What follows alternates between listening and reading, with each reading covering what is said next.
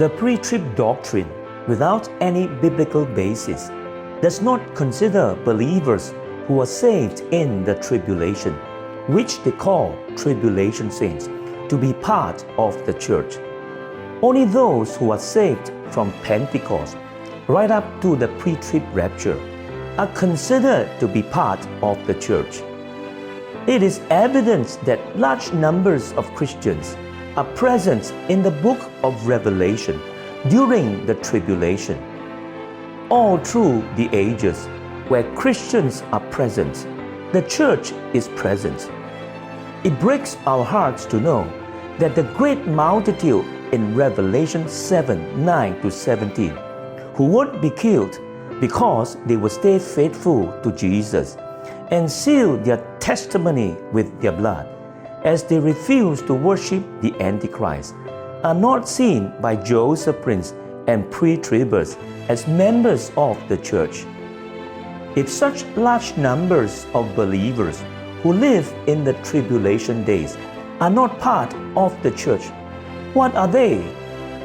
The great irony of it all is that while those who are raptured and don't have to go through suffering in the tribulation are considered part of the church, those who go through much suffering and are fearless about being martyred for the sake of Christ are not part of the church. This is outrageous. Does it all make sense? How could those who stay faithful to Jesus and die gloriously as martyrs not be part of the church? Yet Joseph Prince and the pre-tribbers would stubbornly insist that the tribulation saints are not part of the church. The truth is, the church is simply made up of all believers of all times who have accepted Jesus as Savior and Lord. Any person who has been saved by God through their believing in Jesus is a member of the church. When a person is saved by his faith in Christ, he is automatically part of the body of Christ and part of the church. A person is either in Christ and part of the church, or he is not at all. How can Joseph Prince and the pre-tribbers teach such nonsensical theology that a person can be in Christ, the tribulation saints, and not be part of the church?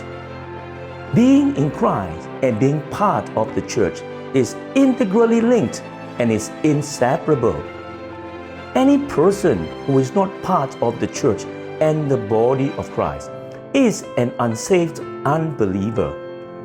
So, Joseph Prince's pre-trib notion of a group of tribulation saints who are saved and redeemed during the tribulation, but yet are not part of the church and the body of Christ, is a stark contradiction in terms. This is nothing but shabby theology that undermines the biblical doctrine of salvation. If these tribulation saints would be willing to die for their faith in Jesus, why shouldn't they be the church? That sounded like a pretty good recommendation for church membership. If you were the pastor of a church, would you want those who are prepared to be martyred for Christ to become members of your church? Of course, and without any hesitation, I will grab them and make them instant members. Yet, Joseph Prince and the pre-tribbers would refuse to accept them as part of the church. Do you know what is the real issue? The crux of the matter is that Joseph Prince and the pre-tribbers are forced by their pre-trib theology to be unbiblical.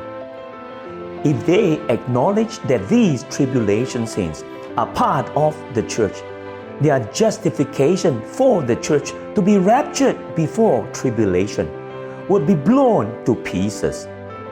They would have to explain why a part of the church has to be raptured before tribulation, while another part of the church, the tribulation saints, aren't raptured and would have to go through tribulation. Hence, to protect their pre-trib doctrine. They are even prepared to contravene the biblical theology of salvation by posturing that a believer can be in Christ, and yet he isn't part of the body of Christ, the church. That being the case, there is no reason why anyone should continue to hold on to the pre-trib doctrine of Joseph Prince.